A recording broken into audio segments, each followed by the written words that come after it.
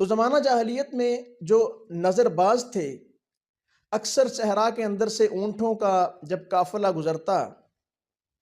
حالانکہ اونٹ ایک مضبوط اعصاب کا مالک جانور ہے جو صحرا میں کئی کئی دنوں تک دوڑتا ہے اور کانٹے کھا کے گزارا کرتا ہے، اپنے اندر پانی کافی اس کے اندر سٹور کر لیتا ہے، اس کو کچھ کھانے کو نہ بھی ملے تو پھر بھی وہ اپنا گزارا کر رہا ہوتا ہے۔ تو جو صحرا کے اندر جو نظر باز ہوتے تھے وہ اپنے بڑے بڑے برتن لے کے صحرا کے اندر کھڑے ہو جاتے۔ برتنوں کا مقصد یہ ہوتا کہ وہ اپنی نظر لگاتے، اسپیشلی ان اونٹوں کو دیکھتے رہتے بری نظر سے، کوئی برکت کی دعا نہیں کرتے، کوئی نہیں کرتے کہ یہ اللہ نے اس کو عطا کیا ہے،